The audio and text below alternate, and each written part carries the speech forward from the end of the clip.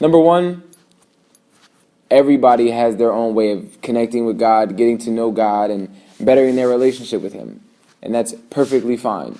That is for you on your own time to do, and however your relationship is with God, wherever it takes you, you go. That's your way of getting closer to God, whether it's through your gifts, your talents, whether it's, whatever you do, however you feel like you're closest to God, do it. That's exactly that. Well, the first thing I'm definitely going to go over with spending time with God is prayer. The number one question I probably get a lot when people talk to me about God or getting a relationship with God is, how do you pray? I don't know how to pray. And I'm going to go over how to pray. Number one, if you're going to talk to God in prayer, the first thing you do want to do is you want to ask for forgiveness. We live crazy lives. We definitely live crazy lives. We're humans, we make mistakes, and it's, like I said, it's all about making a choice. We either choose God or we choose the world. In my old videos, I used to talk about worldly living. I used to say I was in the world.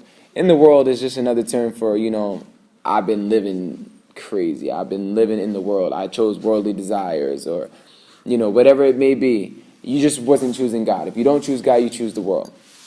So come to God with a heart of conviction, God, I'm sorry. I'm coming to you for forgiveness. I understand that I was not living right, or the things that I've done, the mistakes that I've made. Come clean. It's just literally coming clean to God. For example, an example of that would be, Father, forgive me.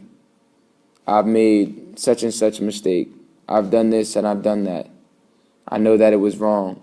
Forgive me, Father. Help me to never do it again. Letting Him know that you are sorry. He sees our hearts and everything that we do. We don't judge anybody. We're not supposed to, because at the end of the day, we all need forgiveness. Because tomorrow I can make a mistake and say, God, forgive me. I need you again. I need Him all the time. And you're never going to be perfect. There's always going to be sins that you just happen to do in your life. There's going to be times you make mistakes. None of us are perfect. And God loves us so much. He is not worried about that. He knows we're not perfect.